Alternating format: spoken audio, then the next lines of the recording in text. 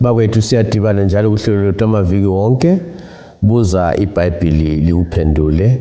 Ngihamba nabafundisi bami ababili. Namhlanje siyabonga ukubana senele umfundisi Obi nomfundisi uCK sindawonye ubana sikhangele ilizwi likaThixo sindawonye. Yamukela abafundisi, amukelana abalaleli.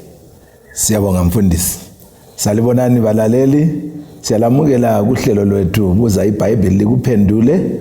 Okhulumayo ngumfundisi uMpofu CK. Salibonani balaleli, siyadibana njalo kuleli viki lapho esihlangana khona sifunda ilizwi likaNkulunkulu silikholisa ndawonye. Sengathi uNkulunkulu angalibusisa asenze sibe ngabangane lelizwi lakhe. Silikholisa ilizwi leli asincedise njalo ukuthi silizwise siliphile futhi ezimpilweni zethu. Siyabonga umfundisi uObi Mpofu. Siyabonga abafundisi, siyalamukela njalo. Siyalamukela abalaleli. Namhlanje sikhuluma ngendaba sikhangela incwadi emqoka, incwadi emnandi. Ngithanda ukubana ngingakayikhatshana ngamukele njalo ubaba uNcube okamthwalo osikhangelela imtshina.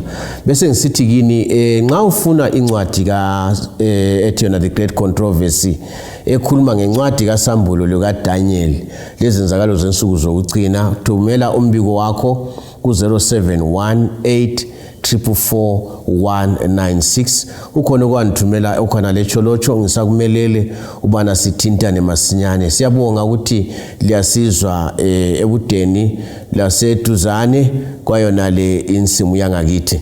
Bafundisi, namhlanje sikhangela incwadi kaSambulo esathi thina siqala sizihamba zozibili leka Daniel, angithi nje kunjani. Kodwa singakangeni kuSambulo ke sithinte ngamafitshane ukuyigqiba incwadi kaDaniel laphana ukuthi sasisonga sithi kumi kanjani laphana. Siyabonga. Sikhangela incwadi kaDaniel njengobana sesitshila ukuthi incwadi kaDaniel lekaSambulo zingamawele. Zihamba ndawonye, ziyachasisana, ziyancedisana. Sigqiba incwadi kaDaniel, sigqiba ngokuthi incwadi kaDaniel incwadi eveza uJesu. Sike sakuthinta iviki eliphelileyo ukuthi incwadi le izahluko zayo ziyaveza uJesu ngendlela ezitshiyene. Sinanzelela futhi ukuthi incwadi kaDaniel ikhuluma ngezehlakalo eziyakwenzakala ngensuku zokucina. So incwadi le uDaniel wazama ukuthi afunde azwisise ikakhulu iziprofeti ezimayelana lokuphela kwesikhathi. Kodwa sinanzelela ukuthi Daniel wazama, uNkulunkulu wamphinda phindela kanengi ngendlela ezehlukeneyo. Saze safika ku chapter 12. Nxa sesifika ku chapter 12 laphana uGabriel ucina esithi kuDaniel, Daniel vala lincwadi ngoba imumethe okuzakwenzakala ensukwini zokucina. Ngenxa ukuthi wena Daniel sengizama ukuthi ngikuchasisele lapha. Nxa uGabriel wayichasisela uDaniel yena wayikhangela amaJuda esikhathi sakhe. So yikho kwakubangela ukuthi angazwisisi. So into iminyaka eminingi ebuyayo kunjalo.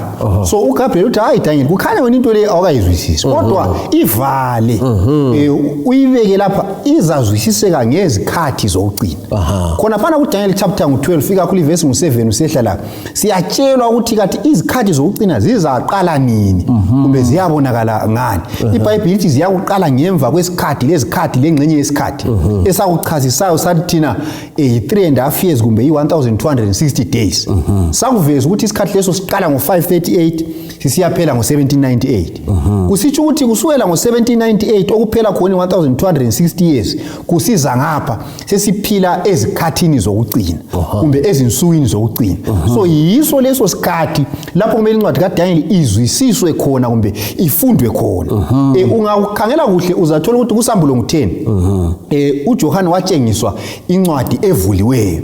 Kwathiwa kayithathe leyo ncwadi ayidle. Izaba mnandi emlonyeni, isibaba esiswini. So incwadi le yabonakala isivuliwe, uJohane itshengiswa yiyo incwadi kaDaniel.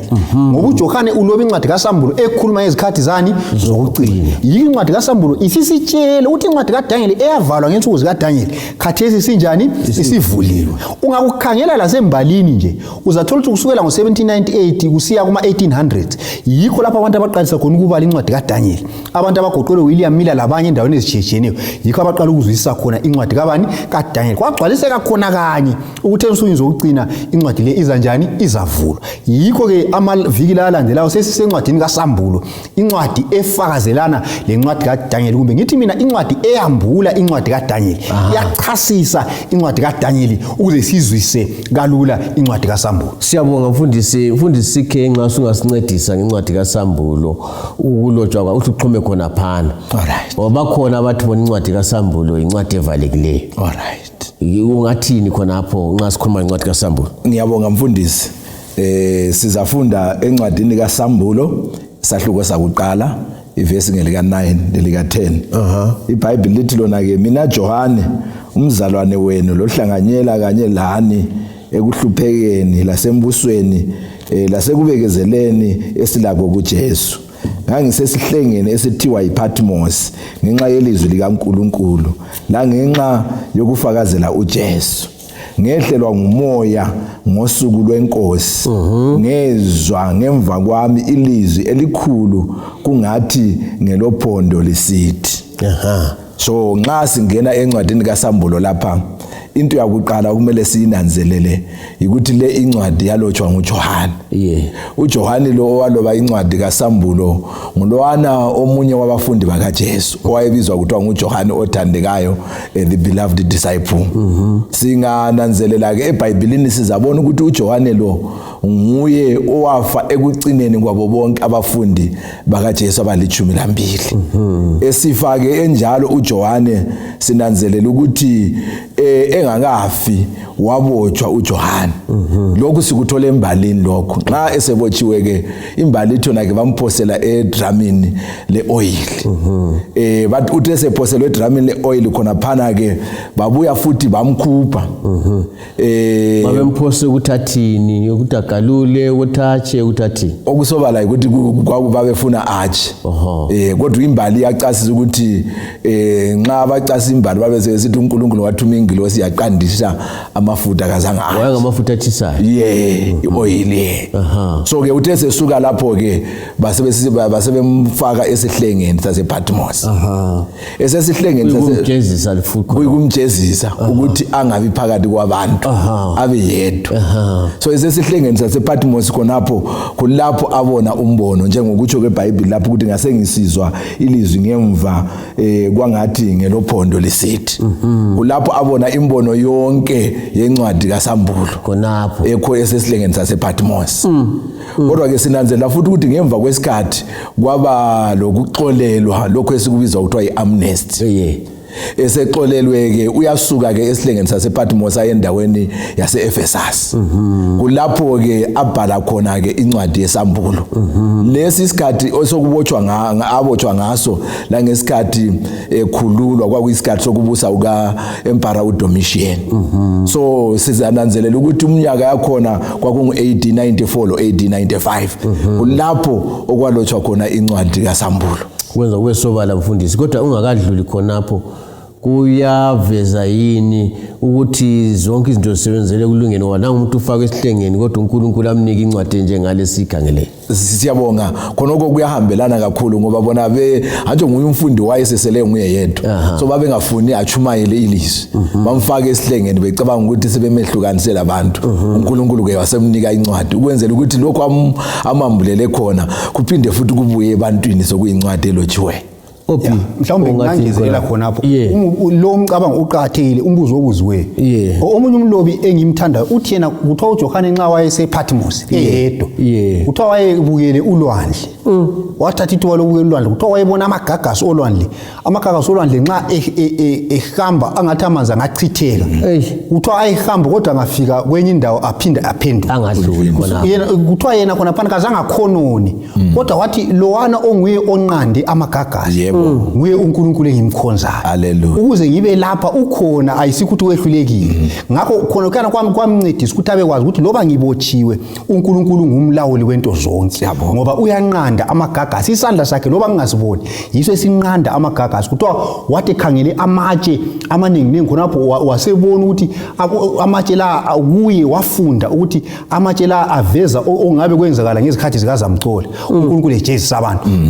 Wakhangela imvelo kumvelo wafunda izifundo kumvelo laloba wayeyedwa esesikhathini sokunzima. So ngicabangela ukuthi lokho kuyasikhuthaza ukuthi lanxa siwela ezikhathini zokunzima akubuze ukuthi kambe kuyini engingakufunda kulesi sikhathi esinzima engiphakathi kwaso. Engibuze mfundisi ungakayikhatshana khona lapho ukuthi kukhona yini vele ungehlukanisa umuntu loNkulunkulu nxa wayebemfaka esihlengeni ukuthi akulabantu babe kucabanga into uNkulunkulu kodwa ukhona phela khonapho. Siyabonga.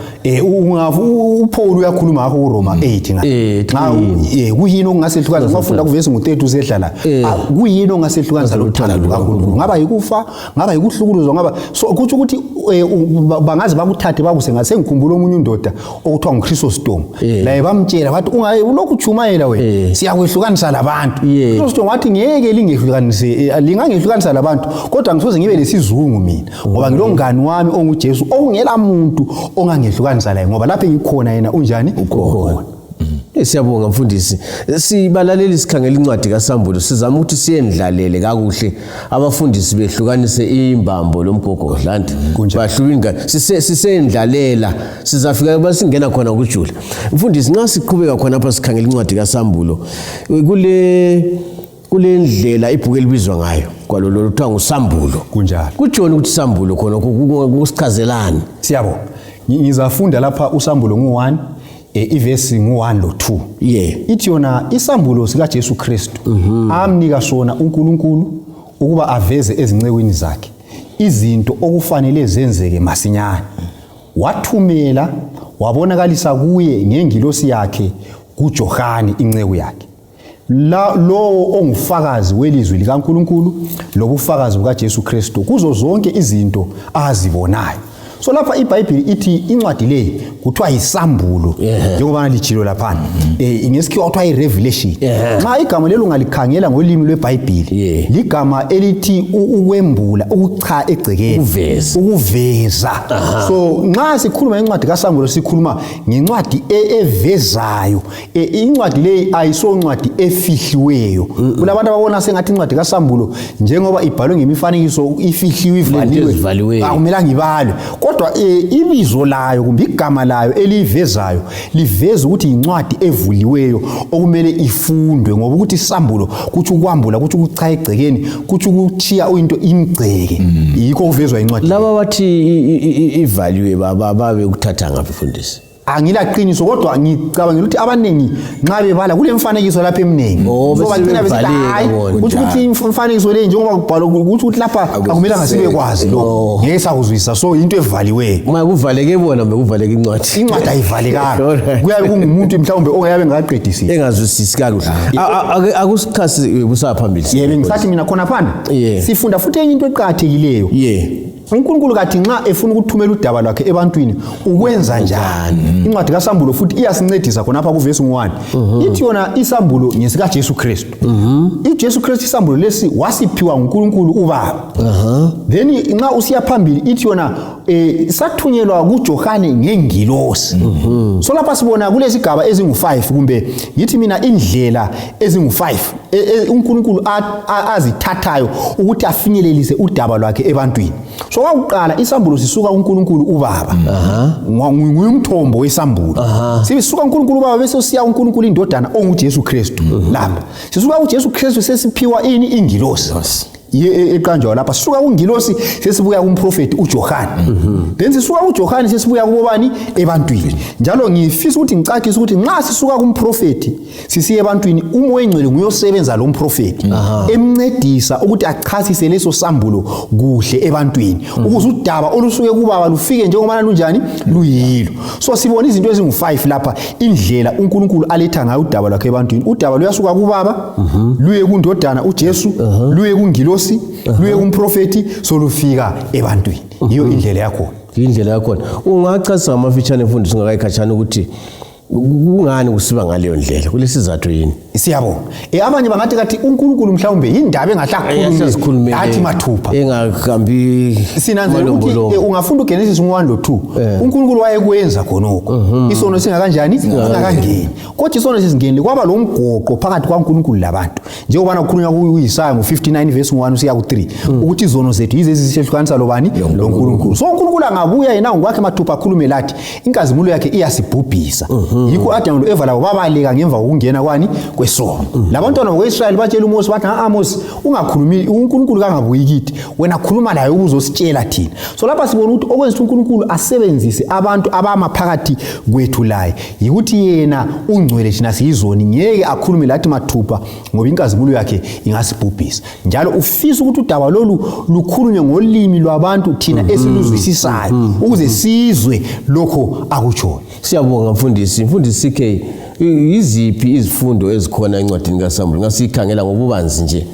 Singamanga ku chapter yodwa, kusahluke sodwa sikhangela ngobubanzi incwadi kaSamuel. Iziphi izifundo singazithatha sithola khona? Ngiyabonga mfundisi. Ngizafunda incwadi kaSamuel esahluko sakuqala, ivesi ngelika 7, ngiyefunda isahluko sesibili, ivesi ngelakuqala lelesibili, ngiyefunda isahluko sesithathu, ivesi ngelamachumi amabili.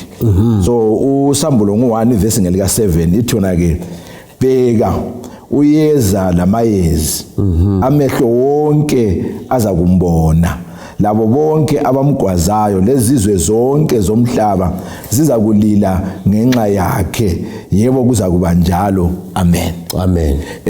Isifundo sakuqala lapha indikimba yakuqala esithole encwadini kaSamuel ikhuluma ngokuza kukaJesu wesibili. Yikho egxileke kuko kakhulukazi. Kodwa ke uzananzela ukuthi kusahluko sesibili lapha ikakhulu evesini lakuqala lesibili. Ithona ke kuso isithunywa sebandla elise-Efesu loba uthi nangu akutshoyo lo ophethe inkanyezi eziyisikhombisa esandleni sakhe sokunene ohamba phakathi kwezinti zezibane zegolide eziyisikhombisa uthi. So lapha ke sihlangana futhi lokubana ke lanxa isifundo esikhulu sikuza kukaJesu wesibili kodwa ke ngesikhathi esifananayo futhi uJesu ofananayo kasichiya ngasisodwa uphakathi kwethu isikhathi zonke ngoba lapha simbona ehamba phakathi kwezinti eziyisikhombisa kusitsho ukuthi ibandla lakhe lidlula phakathi kwezigaba ezichiyeneyo abantu bedlula phakathi kobunzima obuchiyeneyo yena kasichiya ngasisodwa ulathi. So okuqhakathekileyo kakhulu okumele sikunanzelele encwadini kaSamuel ukuthi iveza izehlakalo ezibuhlungu kodwa ke uJesu kasichiya ngasisodwa ulathi. Isigaba sesithathu engxenye engasithinta lapha mfundisi ungafunda uSamuel isahluko sesithathu ivesi ngelika 20 ukutshengisa ukuthi kasichiya ngasisodwa njalo ugcizelela ukuthi ulathi isikhathi zonke njalo uza kuza futhi. Ithi yona ke nxa ungafunda uSamuel ngo3 ivesi ngelika 20 ithi yona ke bheka ngimi ngasemnyango ngiqoqoda uba umuntu esizwa ilizwi lami avule umnyango ngiza kungena ngidle laye adle lami. Ngamanye amazwi uJesu ugcizelela ubukhona bakhe ezimpilweni zethu. Mfundisi nxa ukukhuluma ngalindlela kucaca kangakanani kithi labalaleli ukuthi uJesu lathi akulazikhathi yini empilweni lapho umuntu azibuza ukuthi uJesu lami yini kumbe sufelwe ngothandekayo kumbe yakhulelwa kumbe yagula singabancedisa njani ukuthi khona ukukhuluma kube yinto abangayibamba ngezandla. Ngiyabonga Jesu lathi ngitsho nje ngathi sikhuluma ngento yokuthi kumele umuntu akholwe ngakuboni njengalimbodleleni layo la. So singancedisa njani abalaleli lathi sizincedisa ukuthi uJesu lathi ngazo zonke izikhathi. Siyabonga. Uke wakuthinta umfundisi kaMpofu obisiqalisa ukuthi yena lo osilobela incwadi kaSamuel ngesikhathi ephiwa imbono yonke incwadi kaSamuel wayesesihlengeni sasePatmos besithi bayamehlukanisa labantu. Yena ke isikhathi esasinzima kuye ngoba wayephakathi kwesihlenge ekhangelane lamadwala lolwandle kodwa ke kazange akhonone la kanye kulapho uNkulunkulu aziveza khona waletha udaba esikhuluma sizokhuluma ngalo namhlanje. So ke izikhathi eziningi sidlula phakathi kokufelwa. Ukufelwa asonto elula ukwehlukana labethu abesibathandayo. Ukugulelwa lakho futhi asonto elula. Even umumo wona lo onzima ukuthi uyabuzama ukuhlanganisa ukuthi abantwana badle la uthole lokhu la lokhu kaso umumo olula. Kodwa ke izikhathi ezifana nayo incwadi yesambulo kulapho igcizelela khona ukuthi uJesu ofana nayo kasichiyanga ulathi. Siyabonga njengalokho engamchiyanga uJohane. Siyabonga mfundisi ophi. Mhlawumbe khonapho ngingangezelela okunye. Abanye abafundi beBhayibheli bathi bona incwadi kaSambulo incwadi yezikhathi zobunzima. Alright. Ngesizathu sokuthi owayilobayo wayiloba ngesikhathi esebunzimeni. So bathi bona incwadi eyalotshwa ngesikhathi sobunzima ilotshelwa izikhathi zobunzima. Oyilobayo wayebotshiwe. Amanye amaKristu ayengekho khona phejele babehlukuluzwa befelwa izihlobo zabo. So uNkulunkulu ethumela incwadi kaSambulo wananzelela ukuthi abantu abazaphila ngesikhathi sokugcina bazangena ekuhluphekeni okungazayo kube khona selokhu umhlaba wadajula. So yikho waletha lincwadi, yikho uzathola ukuthi ekuqaliseni uJesu uqala aziveze. Ikakhulu uyaziveza ungafunda uSambulo ngo1 ivesi ngu8 khona phana uthi yena nguAlpha lo Omega. Uyabathi uthi ngangikhona ekuqaliseni zazi ngiyeba khona kuze kube sekugcineni. Akulanto eyenzakala ngingayiboni. Akula sikhathi lapho engingekho khona. Abe sekukhuluma futhi enye into eyayikhathaza abantu bakaJohane ngesikhathi lesiyana yikufelwa izihlobo zabo. Ngoba bezibuza ukuthi siyakhonza siyafelwa izihlobo manje kuzakwenza kanjani. uJesu yikho abesebuya ngale kuSambulo ngo1 verse ngu17 lo 18 athi ngikuvuka lokuphila. Athi ngangifile kodwa ngiyaphila. Njalo ngilamakhiye encwadi. Amazwi alamandla wona lo. So isiJohane even bangaze bahlupheke baze bafe abangachwala uvalo ngoba mina ngilamakhiye encwadi ngizalivula. So singakubamba sikugagadlele ngaleyo ndlela kuza sincedisa ukuthi ezikhathini zobunzima sale lokho esibambelele kuJesu. Umfundisi enxase ngigijima phambili kodwa ungivumele ukuthi incwadi kaSambulo ungatsho ukuthi incwadi esinika ithemba yini kakhulu. Ivele injongo yayo incwadi ezoduduza ibandla likaNkulunkulu ezoncedisa ibandla likaNkulunkulu lidlula njani phakathi kwezikhathi zobunzima lilindele ukuza kukaJesu kwesibili. Ungathi usincede ngenjongo yalincwadi ukuhlanganisa. Siyabonga. uSambulo ngo1 verse 1 lapha ithi yona isambulo sika Jesu Kristu. So injongo yakuqala encwadi kaSambulo lokhu futhi kumqoka nxa siyibala. Incwadi le isambulo sika Jesu. Abafundi beBhayibheli bathi isambulo ngamabala manje uSambulo wanuzima. Kwekujona ukuthi isambulo kuthi ukuthi ikuvezwa kukaJesu. So incwadi kaSambulo incwadi eveza uJesu.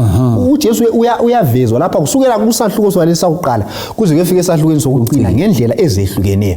So incwadi le nxa uyibala ungabona usuyibala ungasaboni Jesu kuthi ukuthi sulahlekelwe injongo yayo elincwadi. So injongo yencwadi ikuveza uJesu. Abanye bathi nguJesu eziveza kule ncwadi. So incwadi eveza uJesu incwadi lapho uJesu aziveza khona. Then okunye kwesibili futhi uSambulo ngo1 verse ngu1 khona phana kuthiwa incwadi le iveza izinto okumele zigcwaliseke masinyane. So okunye ngakulunye uhlangothi incwadi eveza iziprofeti zensuku zokucina okumele zigcwaliseke zisandulela ukuza kukaJesu kwesibili. So incwadi le injongo yayo singayibeka kabili. Owakuqala isambulo sikaJesu incwadi eveza uJesu. uJesu eziveza. Okwesibili incwadi eveza izihlakalo okumele zigcwaliseke ensukwini zokucina andubana uJesu aze asithathe siye ekhaya ezulwini. Unceda mfundisi singakabuyeli kuCK ukuthi kungani abantu bebona izilo lokunengi okwedlula uJesu.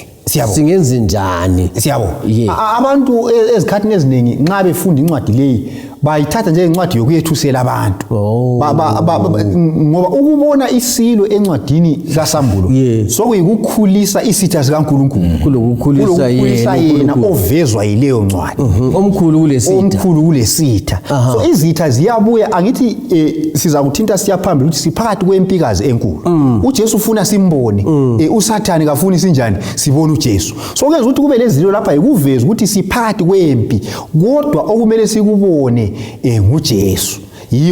Iyo indikimba yale ncwadi. Ngenye indlela mfundisi singakakushi ukuthi nxa kuyingumdlalo kanti kuthiwa imain character kunjalo umlingiswa ongunye omqoka kakhulu. uJesu ke nguye umlingiswa omqoka encwadini kaSambulo. abantu bagcina bengasamboni kunjalo ngabe ngabalanga kahle. Kunjalo. Mfundisi CK sincedise ukuthi lincwadi nxa sikhangela lo lencwadi kaDaniel sihambelana ngapi? Siyabonga mfundisi. Nxa sikhangela incwadi kaSambulo lencwadi kaDaniel zimumethe isiprofeti okubizwa ngolimi lwemzini kuthiwa yi-apocalyptic prophecy. Liba leliqatha. Yeah, liba leliqatha sibili. Kodwa ke la sichazise mfundisi. Nxa sikhuluma ngesiprofeti lesi ekuthiwa yi-apocalyptic prophecy. Sikhuluma ngezehlakalo eziza kuthatha indawo. Ikakhulu ngensuku zokugcina. Izehlakalo lezi ziyakwenzakala ungakhathalekile ukuthi siyazamukela kumbe kasizamukela. Futhi izehlakalo lezi kazikho ngolimi lwemzini esingathi i-conditional. Singakhangela emva ngale eBhayibhelini uzananzela ukuthi abantwana bakwaIsrayeli ukuze bahlale bengabantwana bakwaIsrayeli beselithandweni likaNkulunkulu kwakumele benze okuthile. Kodwa ke isiprofeti lesi esikaDaniel lesikaSambulo isiprofeti esivele okumele kwenzakale izehlakalo vele ezifakiweyo embalini yomhlaba ezakugcwaliseka loba siyathanda loba singathandi njengokutsho kwelinye iqembu lebhola lapha. Loba siyafuna loba kasifuni kuyakwenzakala. Ubuhle bazo izehlakalo lezi mfundisi ziveza ukuthi uNkulunkulu yena usendaweni yakhe. Njalo ubambile amatomu akula ngitsho lokukodwa ungamphunyuka. Siyabonga umfundisi obi ukhona kwakwengeza lapho. Singathi thina umahluko walesi siprofeti lezinye iziprofeti uqathekile siunanzelile. Ungakhangela ekela sinike isibonelo ngoJona. uJona wahamba wachumayela wathi Niniva. Wathi Niniva kayisanjani? Ayisabhujiswa. Kwakulomumo othile ubhujisa kwakweme emumweni othile. Abantu baziphatha njani? Kodwa lapho uNkulunkulu nxa isithi umhlaba uzabhujiswa akubuyelwe emuva. Akuyamanga kuyinto kasozabuye athi umhlaba zawubhubhisa. Umhlaba uzabhujiswa. So akula mumo othile ozabangela ukuthi isiprofeti leso singagcwaliseki. Siyagcwaliseka kuphela. So iziprofeti zikaDaniel loSambulo kuthiwa yi-apocalyptic prophecy izehlakalo lezo zikhomba ukuphela kwesikhathi njalo ziyagcwaliseka loba siyathanda loba kasinjani kasithandi. Kodwa kumqoka zigcwaliseka zisehlangothini lwabangcwele bakaNkulunkulu. So nxa ungazihlanganisa lo hlangothi lukaNkulunkulu nxa ugcwalisekayo wena usendaweni ephakemeyo enganyikinywayo. Ngiyazi siyaqala bafundisi siyaqala balaleli ukuxoxa ngencwadi kaSambulo kabanzi kanje siyendlalela. Kodwa bafundisi ngithemba ukuthi kukhona elingakutshela abalaleli abanye kade beyesaba incwadi kaSambulo. Nxa inzima icela izilo kodwa selikuchasisile ngoba siyayindlalela. Kuyini esingakuthi ukukhuthaza nje ngamafitshane abalaleli? Mina engakutsho ukukhuthaza kuphela ukuthi asiboneni uJesu encwadini kaSambulo simlalele simvumele simamukele. Mina engakutsho ukuthi okuhle ngeBhayibheli ungenza umzamo ukuthi uthathe iBhayibheli lakho balukhuleke. Umoya engcwele owancedisa uJohane ukuthi alobele izinto ukhona ukuthi angakuchasisela. Kodwa ungakela ukwenza umzamo kuba nzima ukuthi uNkulunkulu akubambe ngamandla. So ungakuthakazelela ufunde umoya engcwele uzakuchasisela. Balaleli nasi ngobe izakithi sesivulile incwadi kaSambulo elesibusiso sengazathi singayifunda sindawonye singayisabi bazayichasisa abafundisi besiya phambili. Wena thatha usiba lwakho uthatha iphepha thatha iBhayibheli lakho ufunde ulandele umlimo uzakubusisa. Kasidibane njalo kuvikelizayo ngesikhathi esifananayo endaweni efananayo. Inkosi belane. Siyabonga.